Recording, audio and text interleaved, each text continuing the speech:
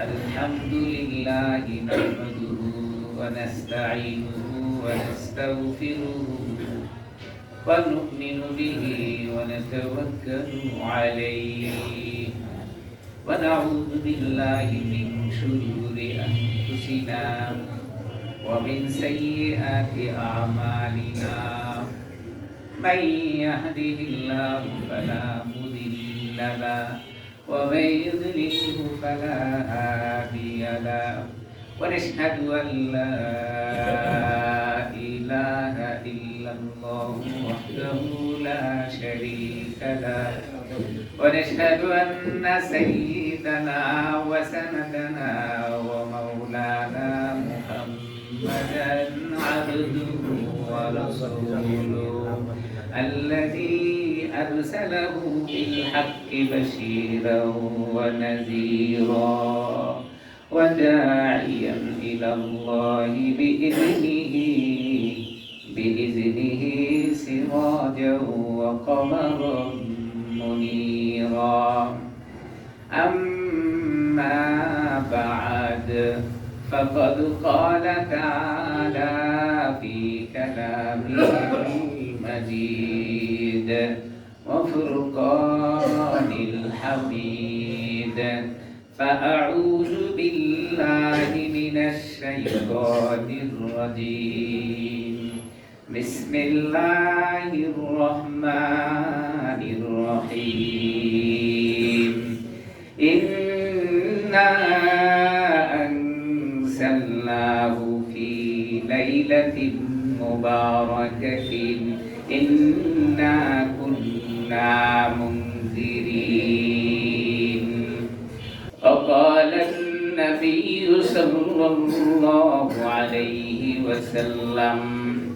إن الله تعالى ينزل فيها لغروب الشمس إلى السماء الدنيا فيقول على من مستغفر فأغفر له ألا من مسترزق فأرزقه ألا من مبتلا فوافيه ألا كذا حتى يطلع الفجر أو كما قال النبي عليه الصلاة والسلام وقال النبي صلى الله عليه وسلم إذا كانت الليلة النصف من شعبان فقوموا ليلها وصوموا نهارها أو كما قال النبي عليه الصلاة والسلام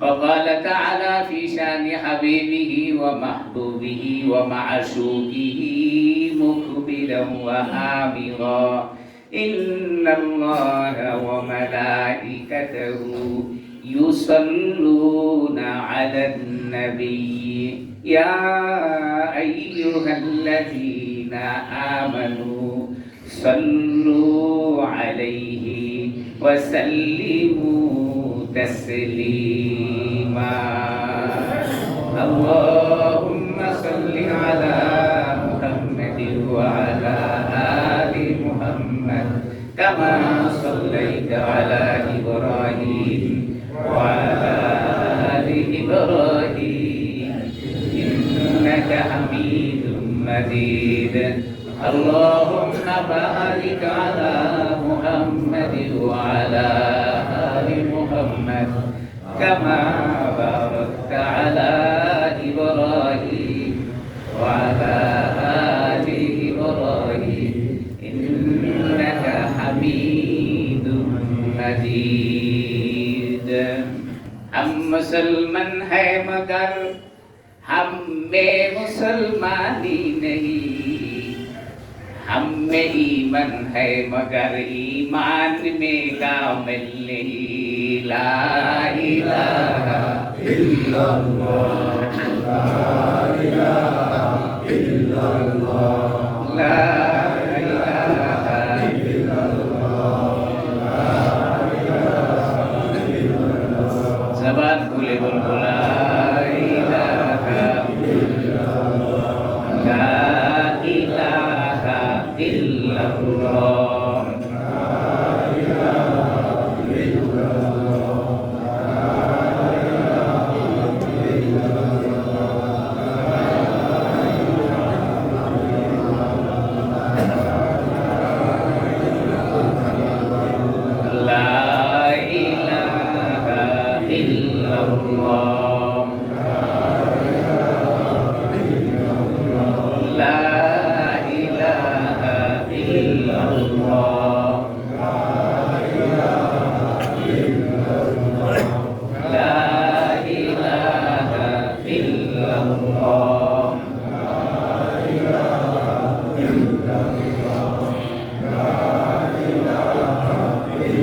ইল্লাল্লাহ লা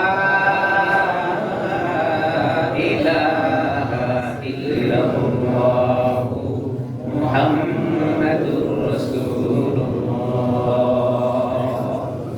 রহ গয়া রসমে আজা रह गया रस्मे आजा रूह बिलाली न रही रह गई रस्मे आजा रूह बिलाली न रही फलसफा रह गई तलकीन गजाली न रही फलसफा रह गई तलकीन गजाली न रही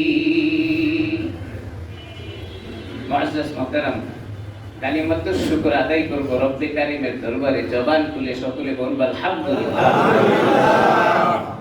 জবানটা কার? আল্লাহ। দায়িত্ব দিয়েছেন আমাকে আর আপনাকে। জবান ব্যবহার হবে আল্লাহর জন্য। এজন্য আল্লাহকে খুশি করার জন্য জবান থেকে বলব আলহামদুলিল্লাহ।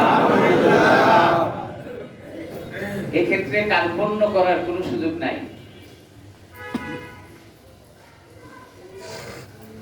আমাদের সূরাত আর সিরাত এটা হযরত বেলাল রাদিয়াল্লাহু তাআলার নামের সাথে মিলায়া আছে, বেলালের কাজের সাথে নাই।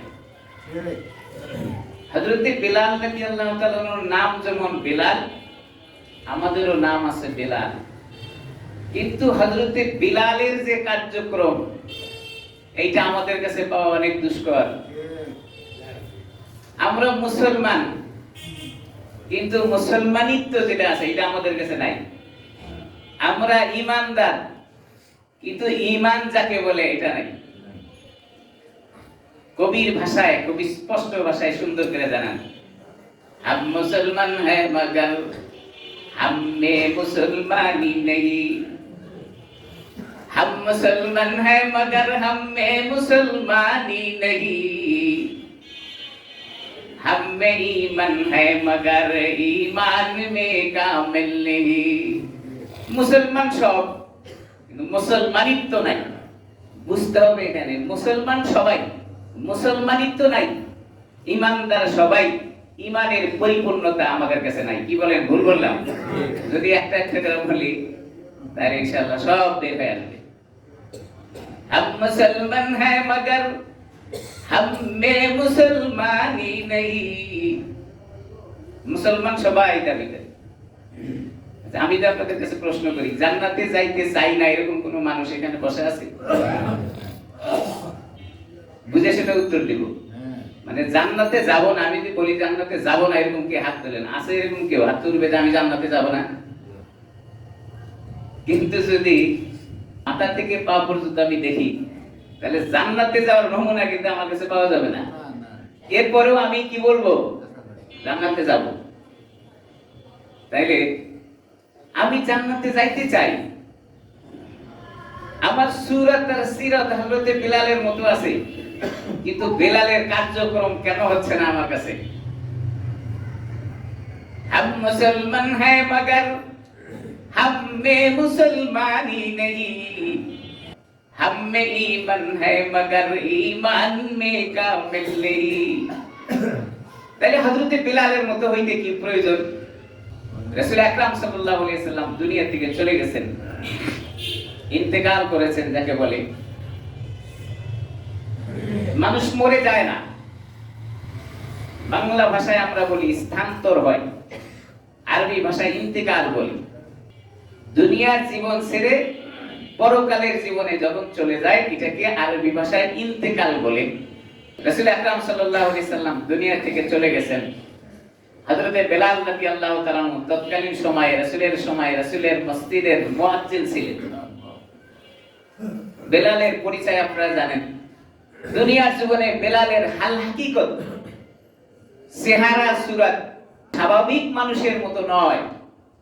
হযরত বেলাল হাবশী বংশের মানুষ ছিলেন, আলো ছিলেন অনেক বেশি। মুহাক্কিক উলামায়ে কেরামরা বলেন হযরত বেলালের চেহারার দিকে তাকাইলে চোখ ঝিরঝির করত। এটা ব্যঙ্গ করার জন্য না, মানে আল্লাহ তাআলা এই পরিমাণ কালো তাকে বানাইছেন যে তাকাইলে চোখ ঝিরঝিরায়। দেখবেন বেশি সাদা জিনিসের দিকে তাকাইলে চোখ ঝিরঝিরায়, আবার বেশি কালোর দিকে তাকাইলেও এমন হয়, অধিক লাল জিনিসের দিকে তাকাইলেও এমন হয়। হযরত বিলাল রাদিয়াল্লাহু তাআলার চেহারার ভিতরে কালত্ব ভাব এমন ছিল যে মানুষ তাকাইলে চোখ ঝিরঝির করত। আবার ঠোঁটটা ছিল স্বাভাবিকের চেয়ে মোটা। হযরত বিলাল রাদিয়াল্লাহু তাআলা কথা বলতে ঠোঁটটা লেগে যেত। নাকটা ছিল অনেক প্রশস্ত। এটা আল্লাহ তাআলার সৃষ্টি। সৃষ্টিগতভাবে হযরত বিলাল দুনিয়ার জীবনে দেখার আকৃতিতে এত সুন্দর আল্লাহ তাআলা তাকে বানান নাই, কিন্তু তার ভিতরে ঈমানের হাকিকত এই পরিমাণ দিয়েছেন, পৃথিবীর ইতিহাসে হযরত বিলাল ফার্স্ট। সুবহানাল্লাহ বলবেন না? রাসূল আকরাম সাল্লাল্লাহু আলাইহি সাল্লাম মেরাজে গিয়েছিলেন, জান্নাত দেখানো হয়েছে, জান্নাত ঘুরানো হয়েছে, জাহান্নাম দেখানো হয়েছে, নিদর্শনাবলী যা আছে তা রাসূলকে দেখানো হয়েছে। রাসূল যখন জান্নাতের দিকে হাঁটেন, হযরত জিবরাইল সাথে ছিলেন। হযরত জিবরাইলকে বলা হয়েছে, ওগো জিবরাইল, জান্নাতের ভিতরে আমি যেন কার হাঁটার আওয়াজ পাচ্ছি। রাসূল বলেন, জান্নাতের ভিতরে কার যেন হাঁটার আওয়াজ পাচ্ছি। তখন তো জান্নাতে যাওয়ার কোনো প্রশ্নই আসে না, কারণ মানুষ তো আখিরাতের পরে, আপনার হিসাব নিকাশের পরে মানুষকে জান্নাতকে দেওয়া হবে, জান্নাত বা জাহান্নাম যেটাই হোক। তো রাসূল বলতেছেন, আমি জান্নাতের ভিতরে কার যেন হাঁটার আওয়াজ পাচ্ছি। মানুষ হাঁটলে একটা আওয়াজ হয় না? আল্লাহু আকবার। হযরত জিবরাইল আমিন রাসূল আকরাম সাল্লাল্লাহু আলাইহি ওয়াসাল্লামের এই প্রশ্নের জবাবে বলেন, ওগো নবীজি, আপনি হাঁটার আওয়াজ পাচ্ছেন যার, তিনি হলেন আপনার মদিনার মসজিদের মুয়াজ্জিন হযরত বিলাল। সুবহানাল্লাহ। খালি নেগেটিভ চিন্তা করেন। মানুষের তবিয়ত এত ন্যারো হয়েছে, কথা বললেই শুধুমাত্র নেগেটিভ চিন্তা করে, পজিটিভ চিন্তা মানুষের আসে না। পজিটিভ চিন্তা তখনই আসবে যদি আপনার সাথে মহব্বতের সম্পর্কটা গভীর হয়। मोहब्बते का विषय है बयान करना नामुमकिन, मोहब्बते का विषय है बयान करना नामुमकिन, ना मरता गए ना जीता गए अजीब हालत हमारी। मोहब्बतটা রাসূলের সাথে কি পরিমাণ ছিল, রাসূল দুনিয়া থেকে চলে যাওয়ার পরে হযরতে বিলাল রাদিয়াল্লাহু তাআলা তার গাট্টি বস্তা কাপড় দড়ি ব্যাগ বুক যা আছে সব গুছায়া রওনা দিয়েছেন। সাহাবায়ে কেরামরা জিজ্ঞাসা করেন, বিলাল কোথায় যাও? হযরতে বিলাল বলেন, যেই জমিনে আল্লাহর হাবিব নাই সেই জমিনে আমি বিলালও থাকতে পারি না। যেই জমিনে রাসূল নাই আমি সেখানে থাকবো কেন? আমি সেখানে থাকবো না। এটা কি ছোটখাটো মহব্বত? যেই জমিনে রাসূল নাই সেই জমিনে আমি বিলাল থাকতে রাজি নেই, থাকবো না। কেন থাক? সব সাহাবায়ে কেরামরা হযরত বিলালের সামনে দাঁড়ায় বলেন, বিলাল, রাসূল নাই, দিন তো দুনিয়ার জীবনে আছে, তুমি বিলাল কেন চলে যাও? হযরত বিলাল বলেন, মসজিদে নববীতে আযান দিতাম, আমি আল্লাহর হাবিবের মুয়াজ্জিন ছিলাম। আমি আযান দিয়ে যখন আমার জায়নামাজে দাঁড়িয়ে দেখব আল্লাহর হাবিব তার জায়নামাজে নাই, আমি বিলাল মসজিদে নববীতে আর স্থির থাকতে পারবো না, পারবো না। আমি আযান দেওয়ার পরে মসজিদের জায়নামাজে দাঁড়িয়ে কাপড় দিব, আমি তাকিয়ে দেখবো আমার রাসূল মসজিদের জায়নামাজে নাই, আমি বিলাল সহ্য করতে পারবো না। এইজন্য আমি মদিনায় থাকবো না, চলে যাব। মুহাব্বতে গাদি বিছায়ে গায়ে বয়ান করনা নামুমকিন, মুহাব্বতে গাদি বিছায়ে গায়ে বয়ান করনা নামুমকিন, না মরতা গায়ে না জিতা হে আজিব হালত আমারি। ভালোবাসাটা এমন একটা জিনিস, এটা বোঝানোর জিনিস না। ইয়ে সমঝনি কি বাত হয়, সমঝানে কি বাত নেই। এটা এমন একটা বিষয়, আমি যদি সারা দিন আপনাদের সাথে চিল্লাই, বোঝানো কোনোভাবেই সম্ভব নয়। মহব্বতটা হলে এমন। কোন ভালোবাসার কারণে হযরত বিলাল মদিনায় থাকবে না, চলে যাবে? আমার কাছে তো এরকম ভালোবাসা আছে। ভালোবাসা দেখাবো কখন? পুরা বছর পার হয়ে যে মাসটা আমাদের মাথার উপরে চলছে, আরবি মাসের শাবান মাস, আয়াত তেলাওয়াত করেছি, হাদিসও করেছি, রাঙ্গিকে কিছু কথা বলবো। আমার কাছে ভালোবাসা হবে 15ই শাবান, 14ই দিনগত রাত্রে 15ই শাবান রাত যখন হবে, তখন আমি রাসূলের ভালোবাসা দেখাইতে গিয়া নতুন পাঞ্জাবি আর নতুন টুপি আর মোটা জায়নামাজ দিয়ে এসে মসজিদের প্রথম কাতারে দাঁড়িয়ে রাসূলের ভালোবাসা দেখাবো। আর পুরা বছরের কোনো খোঁজ খবর নেই। রাসূলের ভালোবাসা জান্নাতের ভিতরে রাসূলের আগে হযরত বিলাল হাঁটে, এটা রাসূল নিজে দেখে আসতেন, আওয়াজ শুনে আসতেন। এটা আমার আর আপনার ভালোবাসা দিয়ে সম্ভব?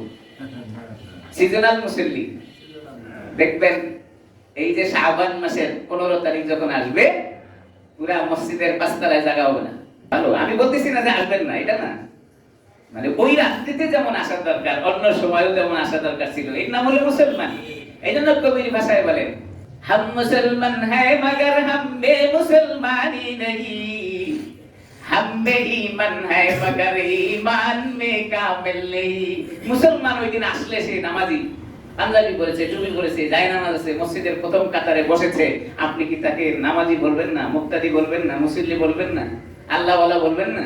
কিন্তু ওই অক্তই শেষ। শাবান মাসের ফাজাইল ফজিলত নিয়ে অল্প কিছু কথা বলবো। কোরআনে হাকিমের ভিতরে সূরাতুদ দুখান থেকে একটা আয়াত আমি আপনাদের সামনে তেলাওয়াত করেছি। আল্লাহ তাআলা বলেন, ইন্না আনসালনাহু ফি লাইলাতিন মুবারাকাতিন ইন্না কুন্না মুনজিরিন। আল্লাহ তাআলা বলেন, নিশ্চয় আমি বরকতপূর্ণ রজনীতে নাজিল করেছি, অবতীর্ণ করেছি। আয়াতের সারসংক্ষেপ তরজমা হলো এটা। মুফাসসিরিন কিরামরা এই আয়াতের ব্যাখ্যা দুই ধরনের করেছেন। একটা হলো এই আয়াতটা আল্লাহ তাআলা বলেছেন লাইলাতুম মুবারাকা সম্পর্কে। লাইলাতুম মুবারাকা কাকে বলে? যেটা আমরা শাবান মাসের 15 তারিখে শবে বরাত বলে থাকি। ইসলামের ভাষায় বলে লাইলাতুল মুবারাকা, আমরা বলি শবে বরাত। এটা হয় কখন? শাবান মাসের 15 তারিখ। 14 তারিখ দিবাগত রাত্রে মধ্যবর্তী সময় বলে, রাত আগে আসে, সেই হিসাবে মধ্যবর্তী সময়কে আপনার শাবানের মধ্যবর্তী তারিখকে লাইলাতুন নিসফি বলা হয়। এই রাত্রির বরকত ফজিলত অনেক বেশি। হাদিসের ভিতরে রাসূল আকরাম সাল্লাল্লাহু আলাইহি সাল্লাম বলেন, রমজান মাসের গুরুত্ব বুঝাইতে গিয়া, রমজানের প্রথম তারিখ ঠিক রাখতে গিয়া সে যেন শাবান মাসের গণনা ঠিকভাবে করে। যে ব্যক্তি শাবান মাসের গণনা ঠিকভাবে করলো সে রমজানের রোজার হক যথাযথভাবে আদায় করতে পারবে, কারণ তারিখ তার গণনায় থাকে। এজন্য শাবান মাসের অনেক বেশি গুরুত্ব। রাসূল আকরাম সাল্লাল্লাহু আলাইহি সাল্লাম তো এমনি সারা বছর কিছু না কিছু রোজা রাখতেন। যেমন হাদিসের ভিতরে আসছে বৃহস্পতিবার আর সোমবার হুজুর সারা জীবন রোজা রেখেছেন। এটা আমি আপনাদের সামনে অনেক আলোচনা করেছি। আর শাবান মাস আসলে পুরো শাবান রাসূল রোজা রাখার চেষ্টা করেছেন। যদিও হাদিসের ভিতরে আসছে শাবান মাসে উম্মতের জন্য একটা রোজা রাখবে। রাসূল আকরাম সাল্লাল্লাহু আলাইহি সাল্লামের সব আমল উম্মতের জন্য পালনীয় নয়। রাসূল সারা বছর রোজা রাখছেন, রাসূল সাওমে বিসাল করেছেন। রাসূলের সব আমল উম্মতের জন্য পালনীয় নয়। রাসূল 11টি বিবাহ করেছেন, উম্মতের জন্য 11টি বিবাহ করা হারাম। এখন যদি বলেন না আমি রাসূলের উম্মত, রাসূল যা করেছেন আমিও তাই করব, ও বিবাহের ব্যাপারে রাসূল যা করেছেন আপনিও তাই করবেন। রাসূল যে উহুদের ময়দানে মার খায়া রক্ত ঝরাইলেন ওইটা পারেন না, ওইটা সম্ভব না। তাইফের ময়দানে গিয়ে রক্ত ঝরাইছেন, উহুদের ময়দানে গিয়ে দাঁত ভাঙছেন, এই সুন্নাত আপনার আমার জন্য না। 11টা বিয়ে করার মজা আছে, ওই সুন্নাত আমার জন্য। আরেকটা সুন্নাত আছে, গ্রামগঞ্জে এটা হয়, আমাদের শহরে এটা কম হয়। শাবান মাস শুরু হইলে গ্রামের মানুষেরা পুরা এলাকা জুড়ে রুটি আর হালুয়ার একটা অনুষ্ঠান করে। আপনারা দেখেছেন যারা গ্রামে বসবাস করেন তারা বলতে পারবেন, রুটি আর হালুয়া এটা গ্রামগঞ্জে চলে, শহরে কম চলে। আগে ছিল, আগে শহরেও হতো, কিন্তু এখন হয় না। এটা মানুষ এখন বুঝেছে, মানুষ গবেষণা করে, উলামায়ে কেরামের সাথে সম্পর্ক আছে, আলোচনা শোনে, যার কারণে এই রুটি আর হালুয়া হয় না। রুটি হালুয়ার ব্যাপারে অনেক কথা আছে, কেন করে গ্রামগঞ্জের মানুষরা বলে রাসূল আকরাম সাল্লাল্লাহু আলাইহি সাল্লাম উহুদের ময়দানে গিয়ে দান মোবারক শহীদ করে খাইতে পারেন নাই, তখন নরম খাবার দেওয়া হয়েছিল, এইজন্য আমরা সেই সুন্নাত পালন করতে গিয়ে রুটি আর হালুয়া খাই। খুব ভালো কথা, রাসূলের সুন্নাত আদায় করবে। যে রাসূলের দানটা শহীদ হয়েছিল কোন মাসে আর আপনি করেন কোন মাসে, এটা একটু বোঝার ব্যাপার না। আপনি রাসূলের সুন্নাত আদায় করেন, ভালো কথা, কোনো অসুবিধা নেই। রাসূলের দান মোবারক তো শহীদ হয়েছিল শাওয়াল মাসের 7 তারিখে। শাওয়াল মাসের 7 তারিখে যদি দাঁত শহীদ হয়ে থাকে রাসূলের, তো রাসূল শাওয়াল মাসে আপনার শক্ত খাবার খাইতে পারেন নাই, গরম খাবার খাইছেন, তা আপনি শাবান মাসে রাসূলের সুন্নাত আদায় করেন কেমনে? ভুয়া এই সমস্ত আমল ভুয়া। শাবান মাসে কি আমল করব? রাসূল আকরাম সাল্লাল্লাহু আলাইহি সাল্লাম হাদিসের ভিতরে বলেন, কি বলেন?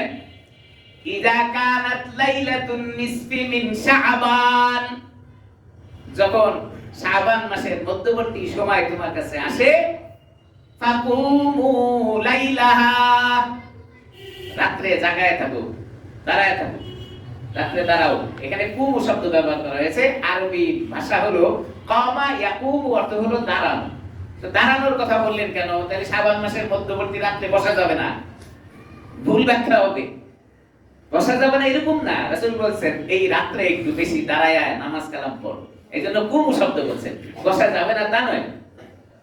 তাহলে শাবান মাসের গুরুত্বের মধ্যে একটা গুরুত্বপূর্ণ আমল হলো ইযা কানাত লাইলাতুন নিসফি মিন শাবান, শাবান মাসের মধ্যবর্তী সময় যখন আসে, কুমু লাইলাহা, রাত্রিতে দাঁড়ায়া যাও, মানে একটু বেশি করে নফল ইবাদত বন্দেগী করো দাঁড়ায়া দাঁড়ায়া।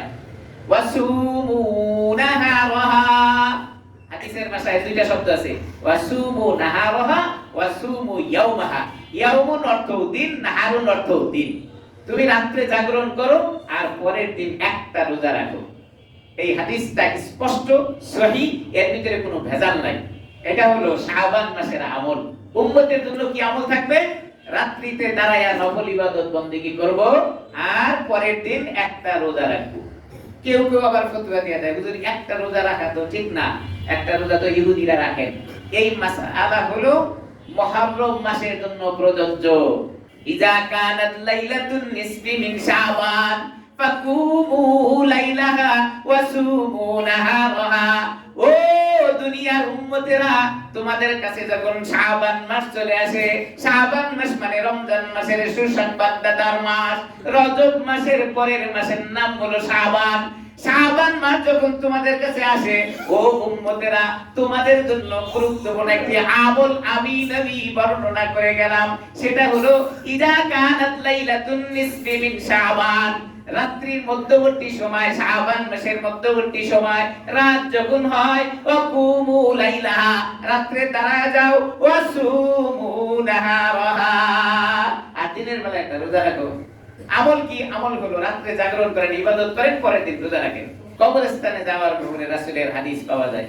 রাসূল আকরাম সাল্লাল্লাহু আলাইহি সাল্লাম ইশার নামাজ আদায় করে হযরত আয়েশা সিদ্দিকা রাদিয়াল্লাহু তাআলা আনহার ঘরে গেলেন। সেই দিন হযরত আয়েশা সিদ্দিকার ঘরে থাকার তারিখ ছিল, ইশার নামাজের পরে গিয়েছেন। রাসূল হযরত আয়েশা সিদ্দিকার ঘরে পৌঁছে নিজের জামাটা খুলে ফেললেন। কেন? শুয়ে পড়বেন।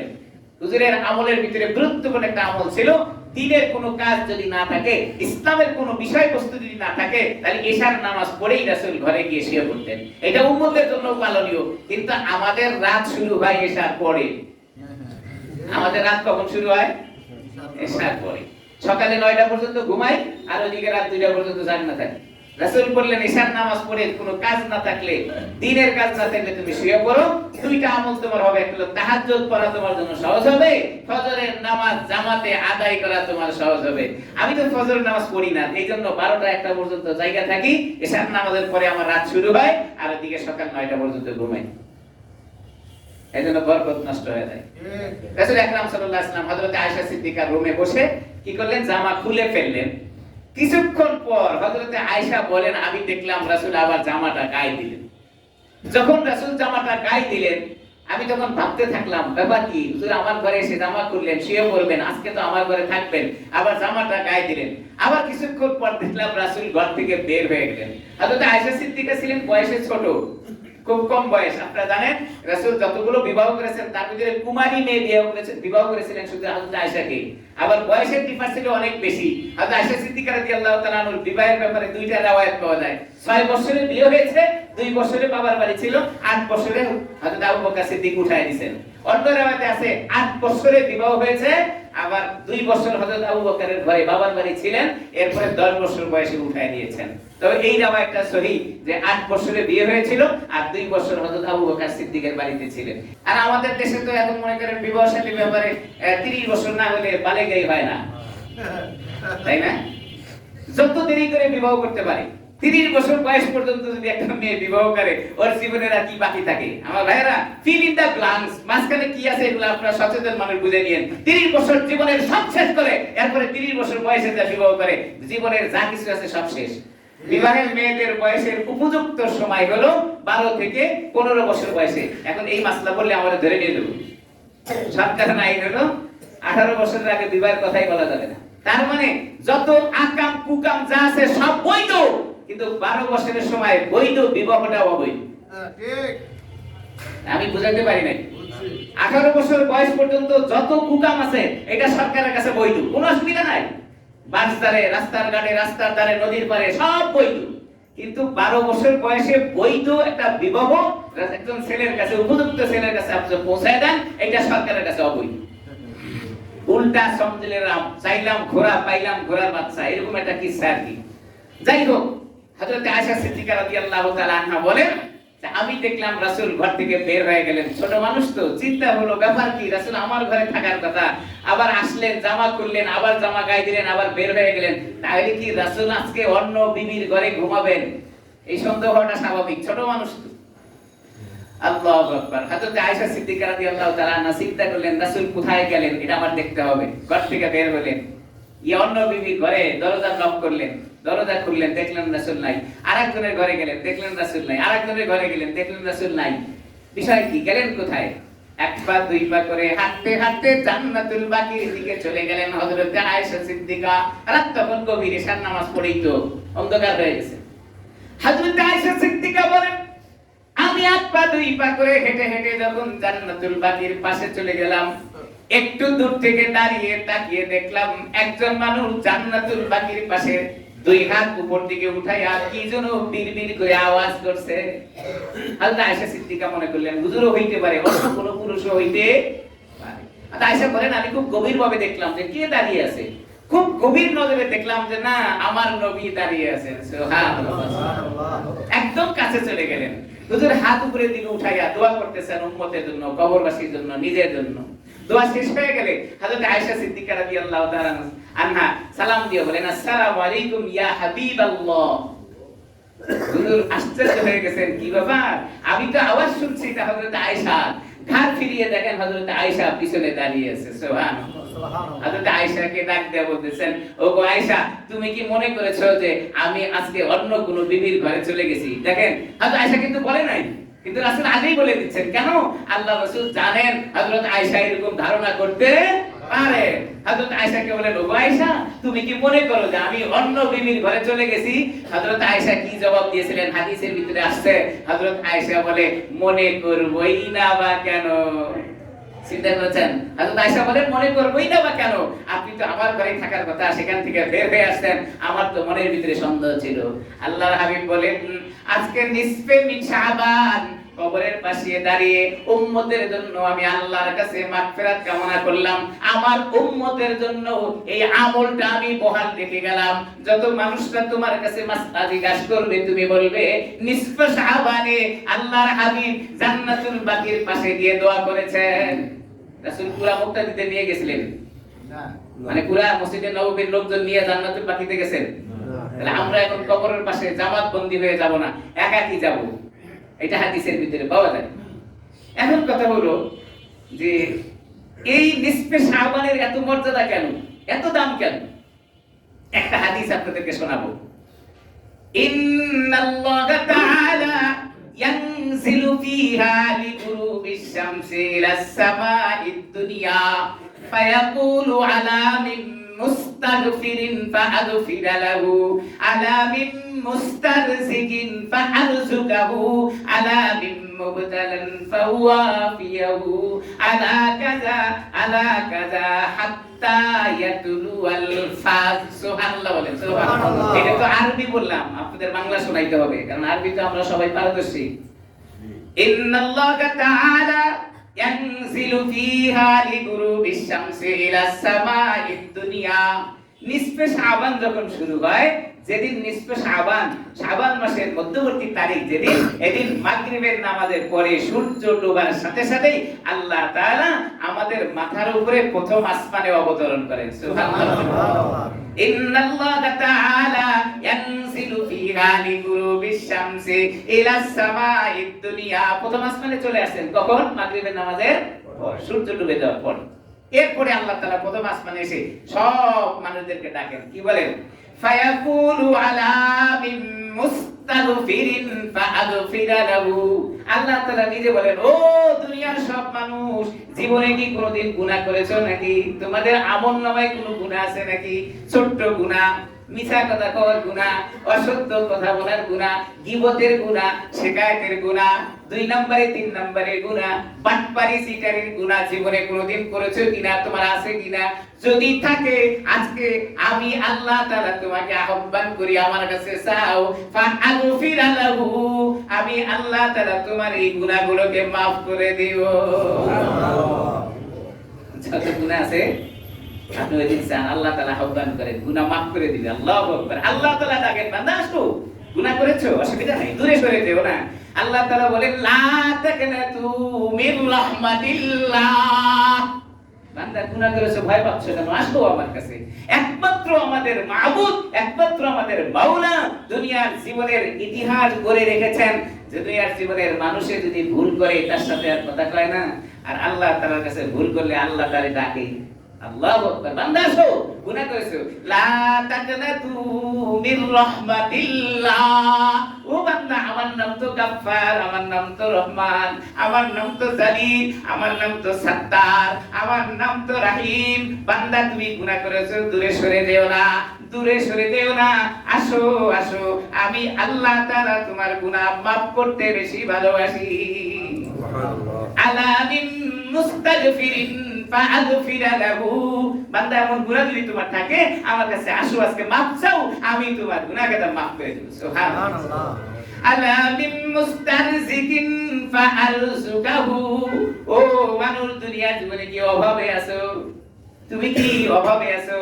তোমার কি টাকা পয়সার সমস্যা? তোমার কি খাবারের সমস্যা? তোমার কি রিজিকের সমস্যা? তোমার কি ব্যবসায় সমস্যা? তোমার কি চাকরিতে সমস্যা? তুমি কি দোকানপাট নিয়েছিলে কিন্তু সেখানে টিকে থাকতে পারো না, তোমার ব্যবসা ভালো যায় না? তুমি কি মানুষের কাছে ঋণ হয়েছো অথবা মানুষের কাছে টাকা ধার দিয়েছো, পাও না, টাকাটা উদ্ধার করার ক্ষমতা তোমার কাছে নাই, এমন ঠিকই তুমি হয়ে আছো কিনা? চাও আমার কাছে, আমি আল্লাহ তাআলা তোমার এই ব্যাপারটাকে দেখে ফাআগফিরা লাহু ফাআরযুকাহু, আমি আল্লাহ তাআলা তোমারে মাফ করে দেব, আবার রিজিকেরও ব্যবস্থা করে দেব। সুবহানাল্লাহ। এখন রিজিকের অভাব পড়ে গেলে কার কাছে দৌড়াই? চেয়ারম্যান, মেম্বার, এমপি, মন্ত্রী অথবা এলাকায় বিত্তশালী কারা আছে, এর পিছনে খালি দৌড়াই। আল্লাহ কয়, রিজিক আমি দিয়ে থাকি, আমার কাছে চাও। রিজিক তো আল্লাহ তাআলা দিয়ে থাকেন। ওয়ামা মিন দাব্বাতিন ফিল আরদি ইল্লা আলাল্লাহি রিজকুহা। আল্লাহ বলেন, জমিনের উপরে বিচরণ করতে পারে এমন কোন প্রাণী নাই যার রিজিকের ব্যবস্থা আমি আল্লাহ তাআলা করি না। এমন কোন প্রাণী নাই যার রিজিকের ব্যবস্থা আল্লাহর জিম্মায় নাই। তো মানুষের রিজিকের ব্যবস্থা আল্লাহ করাইতে পারেন না? হাদিসে কুদসির ভিতরে আছে, মানুষ কি খাবে? মানুষ সৃষ্টি করার 50,000 বছর আগে তার রিজিকের ব্যবস্থা আমার মাওলা করে রেখেছে। আল্লাহু আকবার। আমি কি খাবো এটার ব্যবস্থা করে রাখছেন কে? কে করে রাখছেন? আল্লাহ। এখন চাকরিজীবী আমরা মসজিদের খেদমত করি, চাকরি করি, ইমাম মুয়াজ্জিন খাদেম, মসজিদের যত জায়গায় খাদেম ইমাম মুয়াজ্জিন আছে, মসজিদের যারা দায়িত্বশীল মালিক তারা মনে করে ইমামতি ছুড়াই দিলে এটা খাইবো কি? ঠিক ঠিক। ভুল বললাম মনে হয়? না। ভাই আমাদের এখানকার কথা বলিনি, মানে এরকম বলে ইমামতি ছুড়াই দিলে এটা খাইবো কি? দেখার আছে এটা ছুড়াই দিব ইমামতি। হ্যাঁ, তোমার ঈমান মজবুত না থাকতে পারে, ইমামের ঈমান মজবুত আছে, ছুটায় দিলে আল্লাহ রিজিক দিতে পারেন। ঠিক। ওয়া মা মিন দাব্বাতিন ফিল আরদি ইল্লা আলাল্লাহি রিজকুহা। আল্লাহ কয় করে দুনিয়ার জীবনের বোকা, রিজিকের ব্যবস্থাটা আমি করে রাখছি, এর সৃষ্টি করা 50,000 বছর আগে রিজিকের ব্যবস্থা করছি, তুই বানা ইমামতি ছুটায় দিলি, এইজন্য তার রিজিকের অভাব নাকি? হ্যাঁ ঠিক ঠিক। একটা কথা মনে পড়ছে, আপনাদের জন্য না, আমার কাছে একটা বিষয় হাসি মজার লাগে। যারা মসজিদের দায়িত্বশীল, মসজিদের ইমামতি ছুটায় দেয়, যদি ওনারা ইমাম হইতে পারতো তাইলে মানাইতো। যেই বেটার ইমামতি ছুটায় দিলেন ওই জায়গায় কি আপনি কোনোদিন ইমাম হইতে পারবেন? আমার মতো আরেক বেটার এই এখানে নিয়ে আসবেন, তাহলে ওই বেটার ইমামতি ছুটায় দেওয়ার কাজটা কি আপনার? মজা করে বললাম, বিষয়টা এরকম তো। ওয়া মা মিন দাব্বাতিন দাব্বাতিন ফিল আরদি ইল্লা আলাল্লাহি রিজকুহা। আল্লাহ বলেন বান্দারে জমিনের উপরে এমন কোন প্রাণী নাই যার রিজিকের জিম্মাদারি আমার কাছে নাই, রিজিক তো আমি দিয়ে থাকি। আসমানে জমিনে হাওয়ার উপরে চলা যত প্রাণী আছে সব প্রাণীকে রিজিক আমি দিয়ে থাকি। বুখারী শরীফের দুইটা খণ্ড আছে, আলোচনা করতে গেলে তো অনেক কথা চলে আসে, আমি সব মুখস্থ করছি এরকম না।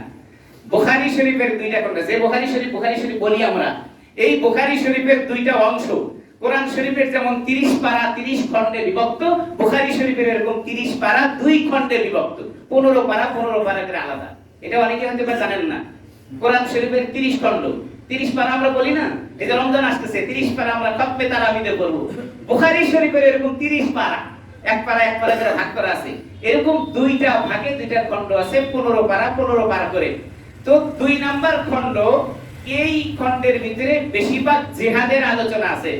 জিহাদ আরে এখন তো জিহাদ তৈরি করাইতে হুজুর সন্ত্রাস মুশকিল।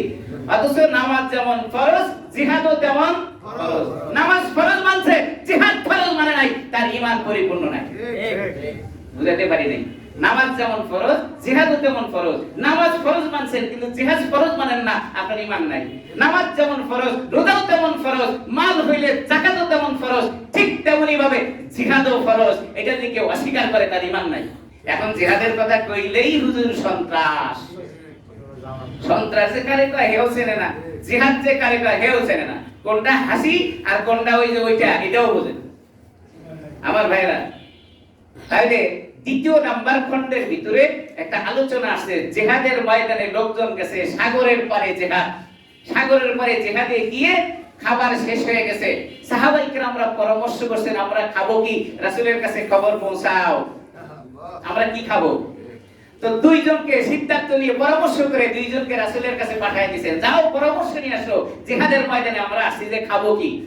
তো 2 জন চলে আসছে। আল্লাহ তাআলা কয় বান্দা তুই ওইখানে গেলি, ঠিক আছে তোরা যা, আমি এদের ব্যবস্থা করাই দিচ্ছি। সাগর থেকে আল্লাহ তাআলা তাদের একটা মাছ উপরে উঠায় দিয়েছেন। সুবহানাল্লাহ বলেন। এই মাছটার বর্ণনা বুখারী শরীফের ভিতরে আছে, 300 মানুষ 1 মাস লাগাতার খাইতে পারত। সুবহানাল্লাহ। কয়শো মানুষ? 300। কয় মাস খাবে? এই মাছের একটা বর্ণনা হাদিসের মধ্যে আছে, বুখারী শরীফের হাদিসের বর্ণনা বলতেছি। হাদিসের মধ্যে আছে এই মাছটার কাঁটা যদি দাঁড় করানো হয় তাহলে এই কাঁটার নিচ দিয়ে একটা উট যাতায়াত করতে পারবে। এটা আমাদের নদীর পুঁটি মাছ। একটা কাঁটা দাঁড় করাইলে এর নিচ দিয়া উট যাতায়াত করতে পারে, এরকম একটা মাছ আল্লাহ তাআলা সাগর থেকে তাদের উপরে কি করেছেন, উপরে উঠায় দিয়েছেন। এখন ওই যে 2 জন ব্যক্তি রাসূলের দরবারে গেছেন খাদ্যের ব্যাপারে, ওইখানে যাবার পরে রাসূল আকরাম সাল্লাল্লাহু আলাইহি ওয়াসাল্লাম বুঝতে পারছেন ওহী আসছে, ওগো নবীজি আপনার কাছে এরা আসছে খাদ্যের অভাবে পড়ে গেছে, এটা জানানোর জন্য আপনি ওই আয়াত শোনায় দেন। কোন আয়াত? আল্লাহ তাআলা ওই আয়াতের কথা রাসূলকে শোনায় দিলেন। সাহাবায়ে কেরাম আসার পরে রাসূল এই আয়াত তাদের সামনে তেলাওয়াত করেছেন। কোন আয়াত? ওয়ামা মিন দাব্বাতিন ফিল আরদি ইল্লা আলাল্লাহি রিজকুহা। এই আয়াত যখন আল্লাহর হাবিব তেলাওয়াত করেছেন, সাহাবায়ে কেরামরা কোনো কথাই রাসূলের কাছে বলে নাই। সুবহানাল্লাহ সুবহানাল্লাহ। এই আয়াত শুনে 2 জনই ফিরে গেছেন।